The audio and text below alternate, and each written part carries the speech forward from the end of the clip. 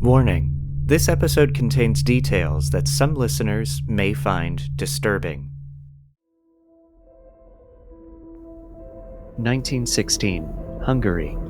A tenant at a quaint farmhouse in a town outside of Budapest had been called off to fight in the First World War, not unlike most men of fighting age in Europe at the time. The tenant was rumored to have been killed in action, so the landlord decided to go inspect the property and perhaps prepare it for a future resident. But when the landlord arrived, he found multiple metal drums, and on closer look, inside each and every one was a dead body. The tale of the serial killer Béla Kiss is infamous, but most people outside of Hungary don't know the full story. This is a study of strange.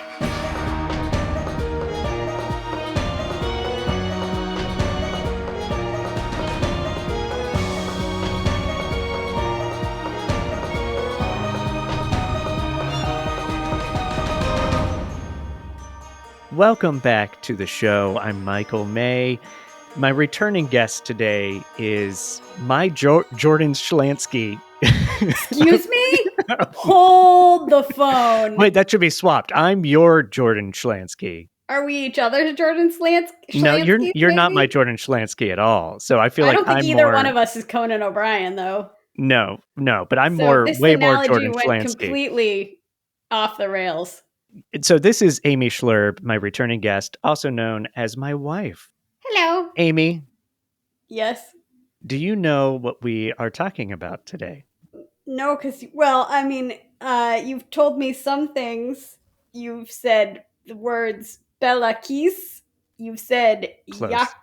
Jakobritsky. I don't know. There's some kind of Jakob thing. And then I read a thing that said something about bodies and barrels. So that's where I'm coming at I've been piecing things together in my own brain. Yes. And I bet I'm really right. Spot on correct. Yes. So we are talking about a very infamous serial killer from Hungary. Actually, at the time, it was Austria-Hungary, just to be historically correct. A gentleman named Béla Kiss. In English, we normally say Kiss with his name, but I've been working on my pronunciation, Béla Kiss.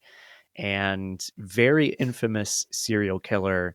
And you are a huge subscriber, consumer, lover of serial killer stories and true Love crime. them.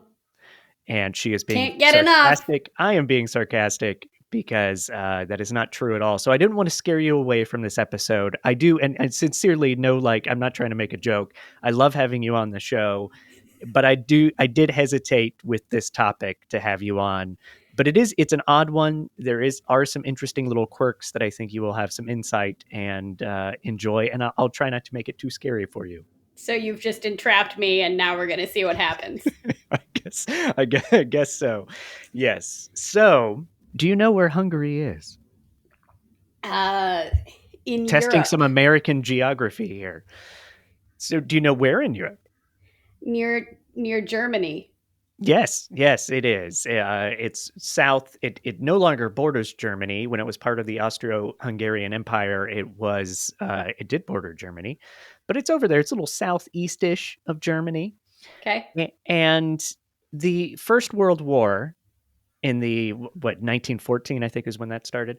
In the First World War, Austria-Hungary is a central issue in that war. In fact, Franz Ferdinand being assassinated started the whole thing. So there's a lot of people fighting during the time of this story of Béla Kiss, which I think when you look at the true crime stories that happen around big wars, one of the reasons I think the details and things can get lost in the shuffle is there's at the time, the biggest war the world had ever seen was taking place while this is happening. There's a lot going on. So he was able to get in a lot of murders under the radar. That's what it looks like. And I will also say, before I dive into this, because it is Hungary, because it's a well-known story, but a lot of the specific details haven't necessarily traveled over here where we live in the United States, across that big old ocean. Some details over time have been kind of lost or muddled in sort of the research of this character. I'll try to clear some of, at least what I can clear up, I'm going to clear up today. A lot of it we still don't know. So let me dive in to Béla Kiss. Please dive right in. So Mr. Kiss was born, that sounds like I'm talking about a breakfast of some kind. So Béla Kiss, he's very eggy. He is very eggy. He was born in or around July 28th, 1877 in a small village. The village was known for sort of rustic charm and sprawling fields, and it's in this peaceful setting that Béla Kiss spent his early years, and little did anyone suspect that this little house on the prairie type of setting would be the birthplace of one of history's most horrifying serial killers. He was known, and now a lot of this is just rumors because we don't know a lot about his childhood, but there are sort of anecdotal stories that he was a bright and curious child. And outside of that, we don't know much at all about him or his family or his upbringing. What we do know is that as a young man, Kiss moved to Budapest, the capital of Hungary, and this is right around the turn of the 20th century. And at that time, there was a lot of change, there was a lot of modernization for the city, and a wide growth, which offered a lot of opportunities for someone like Kiss because he was a skilled worker. He was a tinsman. Do you know what a tinsman is? Someone who works with tin? Yeah, it's like metal or tinsmith, I guess. Tinsmith. No, specifically only tin. You're not allowed to work with other metals. not allowed to work with any other metals. Tin. It's a very specific niche, and so it was big at the time. There's a lot of call for just working with tin specifically. So now tinsel is something different, but it was you could also branch off into that. I'm assuming. Blacksmith works with hot things. They melt metal and they bend it and they shape things and create stuff. Tinsmith is like a blacksmith, but without the hot, without the fire. So like a cold blacksmith? A cold blacksmith. You heard it here first. That is a new name for tinsmith. Here, actually, I'm going to, just because I don't want to get too many letters about my description of this, I will pull up a proper definition of a tinsmith. A tinsmith is a person who makes and repairs things made of tin and other light metals. Yeah. They're sometimes known as tinner, tinker, tinman, or tin plate worker, or whitesmith. So there you go. Interesting. Interesting indeed. So I've lost my place. So they would have made the Tin Man. Yes. A tinsmith may very well have made the Tin Man. Yes. Now, why would you have made a man out of tin? I think we're going off course. Well, but Wicked just came out, so That's true. You got to tie it back to the Wizard of Oz and Wicked. We're making this very timely. Yes. Around 1900, again, we don't know the exact year here, but Kiss moved to Cinkota, a small town on the outskirts of Budapest, which today is actually part of Budapest.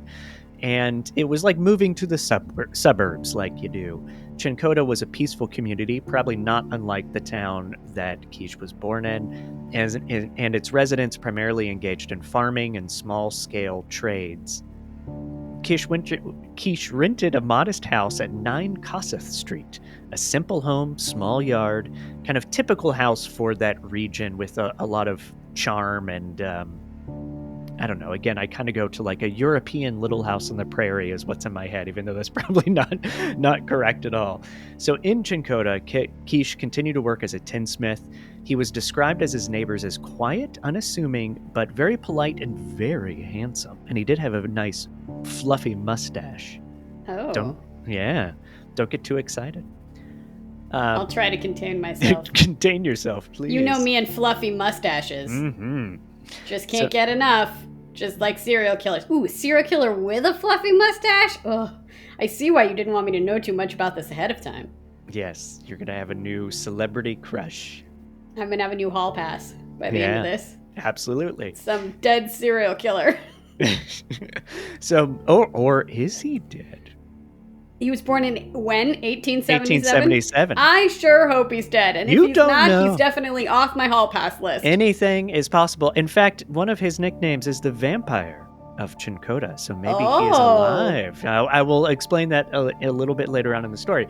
So most accounts, when you like just Google Béla Kiss and you look online, you read some articles, most people describe him as being very secluded, antisocial even, didn't really talk to his neighbors. They would know him as polite, but he kept to himself and stayed up late at night, and they would see his light on, but no one talked to him. That's actually not true. He was actually relatively social.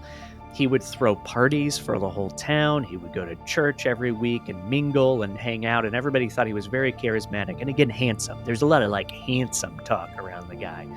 But unbeknownst to his neighbors, Kiss harbored a dark and twisted side.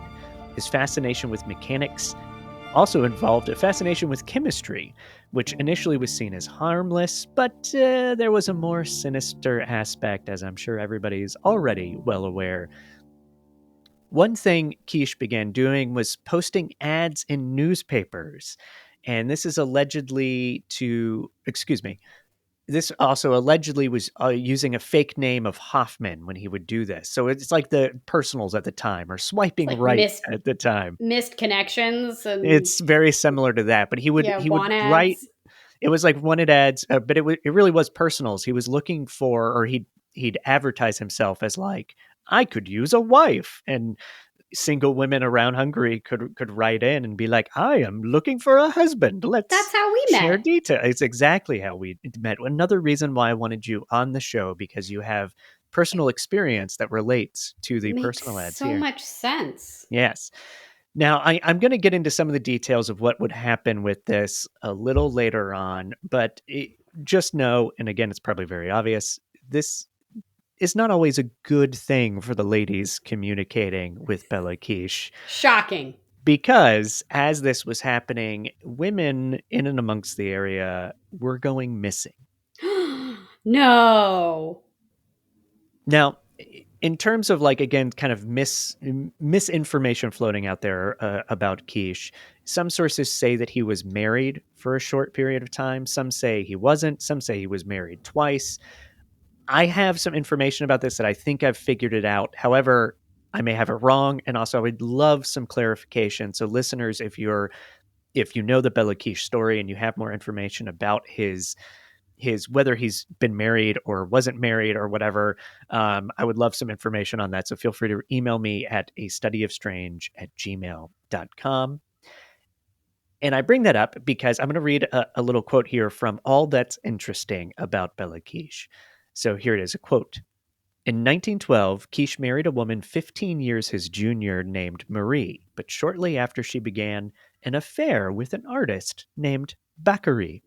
These two lovers became Kiss's first victims when they disappeared that year. Béla Kiss tried to explain the disappearance by claiming Marie had run off with Bakary to America. I don't know why I said it like that. To America. Because you're you. Because I'm me. And you're married to me. I'm so sorry. I'm so sorry. Don't apologize. I chose it. So he was married. Again, I'm going by my deductions in my research, if you will, make me think that this is true. This has come up in enough sources that he was married. I think this is around 1912 when Marie, quote unquote, ran off to America with her artist lover. And yeah, so that happens around 1912, and the war is a coming, and people are aware that there's a lot of infighting, there's a lot of political turmoil in Europe specifically at this time, and it's also when Kiss started collecting large barrel drums and keeping them on his property. Like you do. No one knew what the purpose was, and he had told people that it was for storing gasoline in case there's a big war comes about. Or Rain. and he did show an interest in chemistry, so people may have thought, he's storing things, composting, any of those things. People aren't going to jump. If you see a neighbor with barrels in their yard, even in our neighborhood, I'm not going to be like, dead bodies, what are they doing? I'm going to be like, oh, okay. I immediately, in our neighborhood, I go to rain barrels. Yep. In Hungary, I would go maybe towards wine production. I don't know. Barrels. Were the barrels made out of tin, perhaps? Or were they made out of wood? I don't know why I said wood, but I did. Metal. I think they were metal drums. Tin? Yeah, I don't know if they were tin, but they were metal. Please, we're just going to decide that they were made out of tin. They're all made out of tin. So before World War I starts, the exact year is debated, but Kish hired a housekeeper named Mrs. Jakobek. I practiced this last night. Amy's giving me a weird look. I know you did. Jakobets. No, yeah, Jakobets. Because it's like Jacobs. Jakobets. That's what I'm going to go with. So he hired take two, but I'm going to keep all this in for fun. So around this time, right before World War I, years are debated though, he hires a housekeeper, Mrs. Jakobets, to help around the home. And Mrs. Jakobets claimed that she was, what's the good way to put this? She was kept out of one room of the home. It was like a private room. And Béla was like, don't ever go in there. And he apparently kept it locked. And so she allegedly never went inside this private room. And unbeknownst to her, possibly, and others in town, women are still kind of disappearing. And it's not local women, it's like women from somewhere else. And they may pass through town, but then eventually they're missing. Now, some accounts say that people, and including Mrs. Jakobet, saw women visit Béla Kiss at his home in this time period, women that he was probably corresponding with in those personal ads, but they would never stay for long. Hey, Kiss is handsome, or Kish, and I pronounce it correctly, is handsome. He's smart. He's got that big floofy mustache. He's got riz, as the kids would say. He's got riz. So he very well might have been a ladies' man. So people aren't taking this as a sign that there's a serial killer living in Cinkota. And then World War I cranks up. The Great War, the war to end all wars. Thank God that's so true, and no wars ever happened again. And Kish was either drafted or enlisted in the military, as were most men of adult fighting age. And Kish left his home in the care of Mrs. Jakobets. And again, this is around 1914. We don't have specific dates, but it's around there. And a few years go by. And Kish's landlord comes by the property to clean it up, check it out, because there had been rumors that Kish had died in battle, and some actually very formal accounts that he had died in battle. And so his rent hadn't really been paid. You know, you imagine that happens. So the landlord comes over, inspects the property. He's going to clean it up, figure out if he's going to lease it out again, landlord things.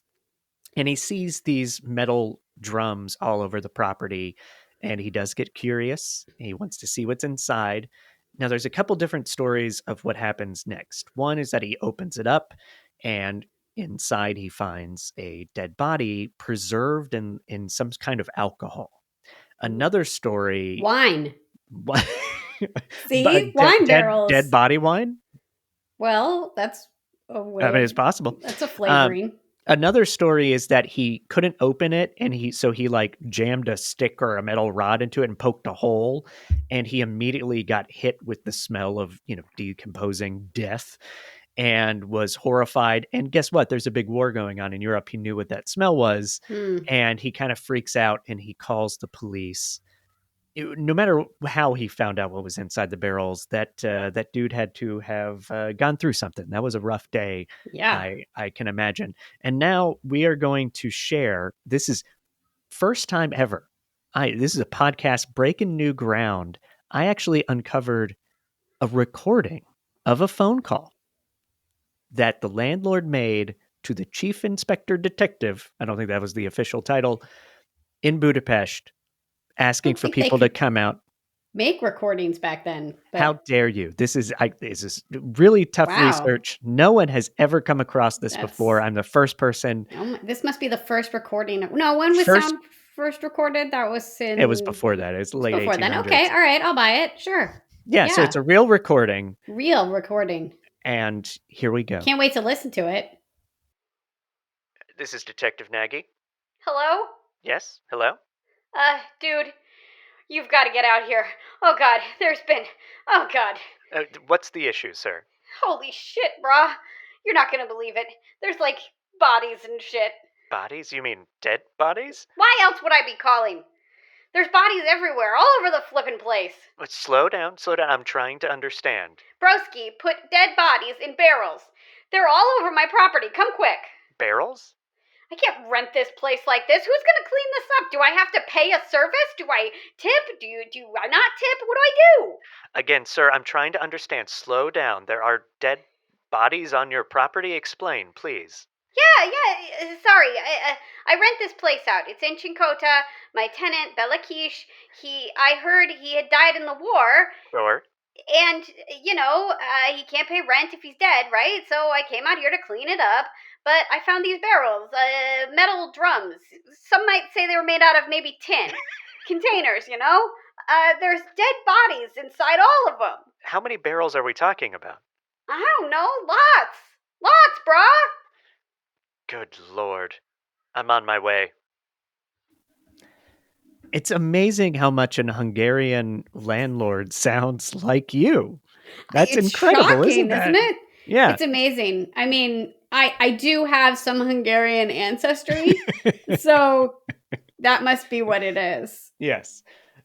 So as much as that call is very interesting and historic, and they also spoke English, which I think is because of wars going on. There's a sort of blending of cultures and languages and stuff. But in truth and reality, they learned English on Duolingo and Rosetta Stone. Yes. Who should sponsor this podcast? Brought to you by Rosetta Stone.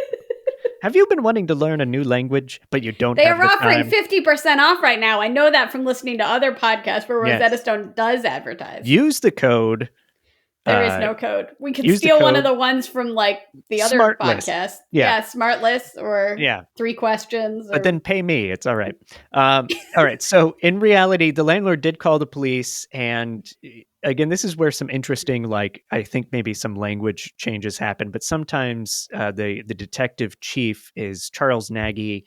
Sometimes he's called Dr. Nagy. And maybe he is a doctor. That's very possible. But People did a lot of different sometimes things. There could be a little translation issue there. But anyway, Detective Nagy gets the call. He's sent out to Cinkota. They start investigating immediately. Oh, by the way, this is 1916. I think I did say that when the landlord went to the house, and Kiss had been gone for about 2 years.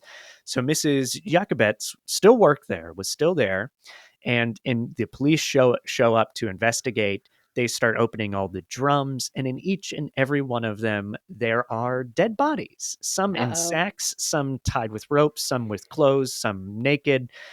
There's a variety of descriptions of all of them, but there's a lot. And some bodies aren't even in barrels. They found some buried on the property as well. All in all, it's around 23 or 24 bodies on the property. Wow. Yes. Man was busy. Yes. And the ones in the barrels were preserved in a type of wood alcohol. Blood had also been drained from the bodies, hence the nickname that you often find associated with Béla Kiss, the vampire of Cinkota. I will be quick to point out the blood is drained not because he was drinking it. Don't believe those stories. There are those that are out there. It's a preservation thing. He was preserving the bodies, so he would drain them. He wasn't drinking the blood? Well, I guess we don't know, do we? Don't know that. Don't assume. We could make the jump, but I don't want to assume too much. I'd rather look at it a little more realistically. But he very well could have. You never know. Maybe he drained it to preserve the bodies, and then what do you do with it afterwards? Make a blood pudding. You got a lot of blood around. I mean, might as well drink it. Might as well use it. So Jakobets, a lot of people suspect that she knew something was up. Like, she worked on the property. She was close with Béla Kiss. She was suspected for maybe she was helping him find victims or just cover him up. However, she claimed she never knew about this. She was like, he's a good employer. He pays me well. He's always very nice to me. I don't know what's going on. And they also... I've never had that problem with him. he's always very nice. And they asked her about this private room. And she's like, don't go in there. That's this private office. Don't go into the private room. But obviously they're going to get their way into that room, and she opens it up for them. And it's not a big room. Sorry, you have a question? She's able to open it? I think so. Yeah, she is. I think there's a key. And because she's the housekeeper, she has it. But she was just always told, don't go in there. Don't clean in there. Don't go whatever. So we don't, who knows? Maybe she snuck in a few times. We don't know. But she opened it up, and it's just like a simple office. There's like a desk. There's not a lot of stuff in there, but there are books, and some of the books are like chemistry books and involve things like poison information and best ways to kill people with poison and some things like that. And also, more importantly, in the desk, they found tons of letters. I think there's letters to 74 different women, and it's correspondence. So it's not just 74 letters, it's like correspondence with at least 74 women.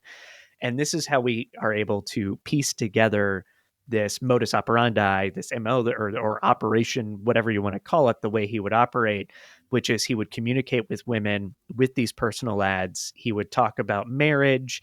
And sometimes he would say, like, I'll take care of you as a husband. But in the meantime, if you have any money, send it my way. I'll fix up the house. I'll make things nice for your arrival. Send it over.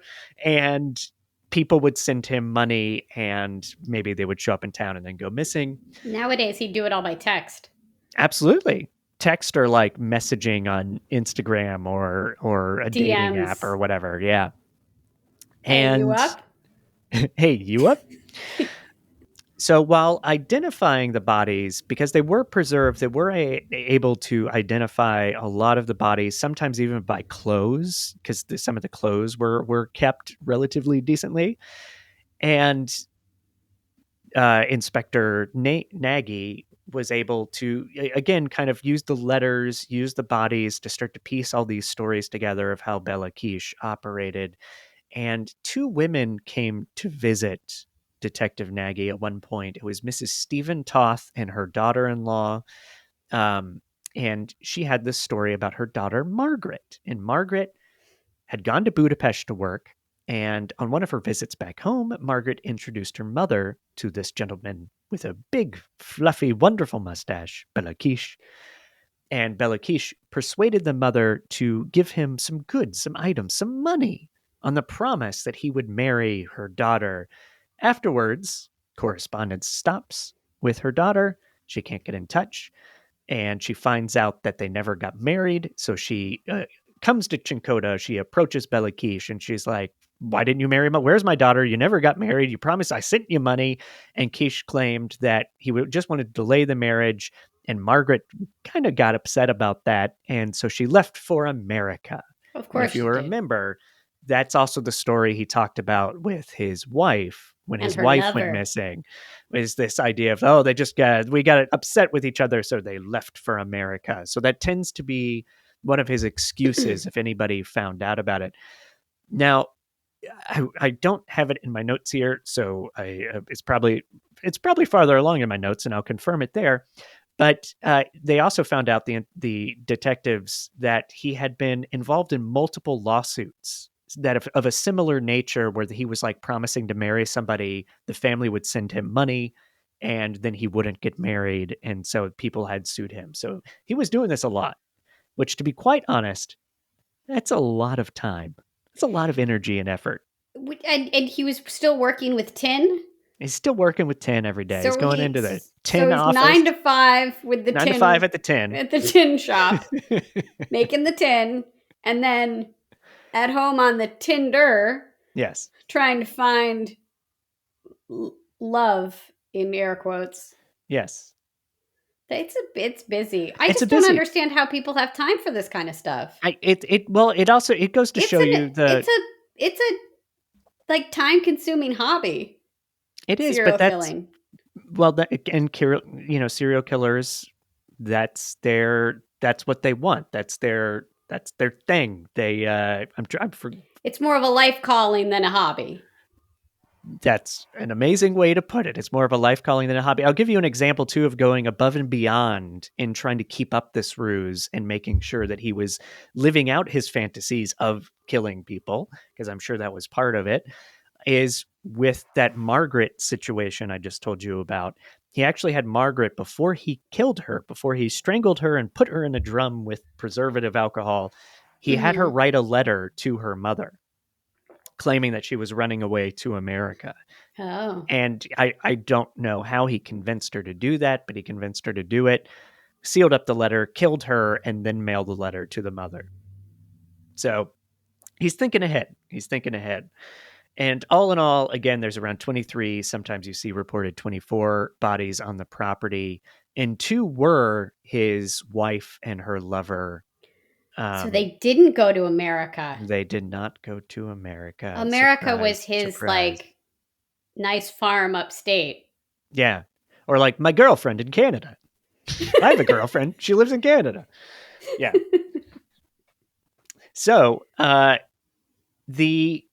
Béla Kiss was not officially dead in the war. I mean, I think there were reports that he was, but here's the kind of difficult thing for a detective in this situation is when you try to confirm that Béla Kiss is dead, Béla Kiss is kind of like John Smith or Patrick Williams or something like that in America. It is a very common name. Oh.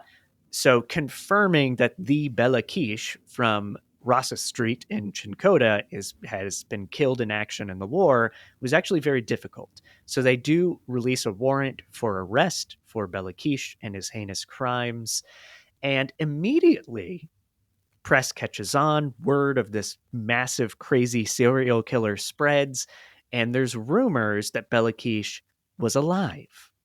Mm. So one of these stories is that on October 4th, 1916, Nagy received a letter that stated that Kish was in a Serbian hospital recuperating from being injured during the war.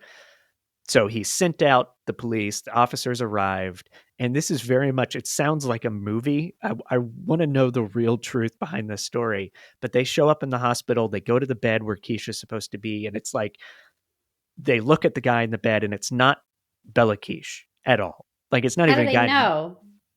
Well, I Do mean, they have photographs there's and photographs, there's descriptions, there's also okay. hospital records, but it's not Béla Kiss. It's not even the guy. It's not even a guy with the same name. So Oh. it's very much like when you read about it, people make it up like he swapped the bodies, like Béla Kiss was there and somehow caught wind that people are coming for him, so he like took the Yeah. unconscious guy from the bed over and like put it in his bed. Like that's the way the stories kind of sound. I'm sure it's not quite crazy like that.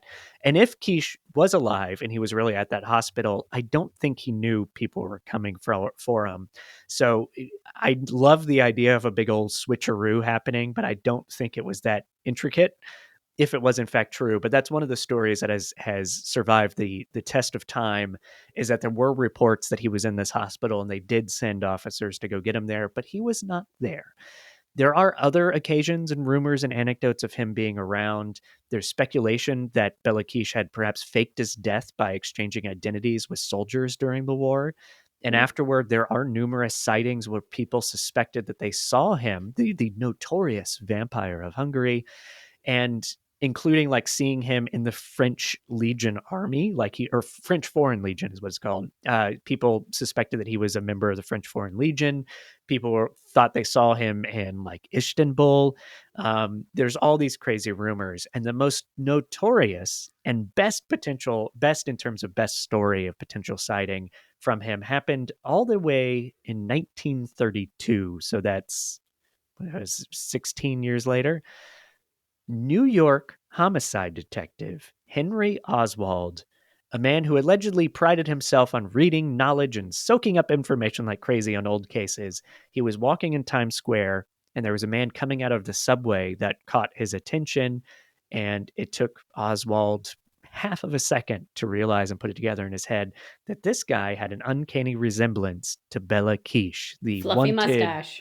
yes, the fluffy mustache vampire of Cinkota, and he had been missing for, like I said, 16 years at this point.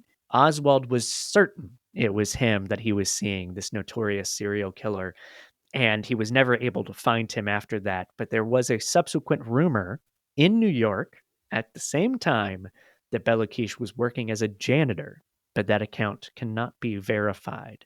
So it's a little bit like, I'm going to make a reference to a movie you have not seen, but it's my listeners will know it, but it's a little bit like the end of Silence of the Lambs with Hannibal Lecter getting away and having an old friend for lunch, walking off into the sunset.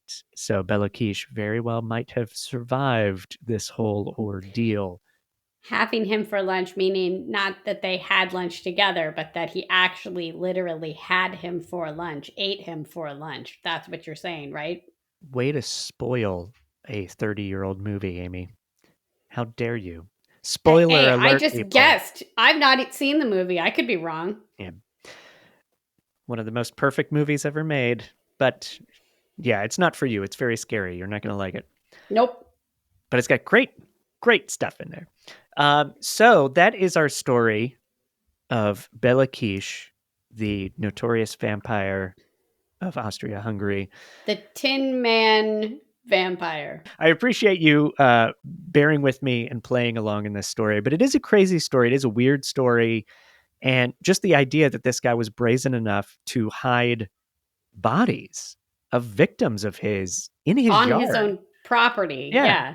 Or not even not his property, his landlord's property, but it's like there are pictures of the scene, and like it's like right there at the road. This isn't like out back behind a fence. I mean, some of them I think were, but like some of them are out front of the house, unless all the police had moved them before the photos were taken. I don't know. But it's like there's some brazenness to that, and which I think is very common for serial killers, and it shows you this kind of persistent need and fantasy that's very dark and scary. It's a very terrifying serial killer story, to be very honest, even though we kind of had light fun with it today. But finding that recording of that phone call is amazing, right? That is amazing. I mean, just absolutely like spectacular, and it worked.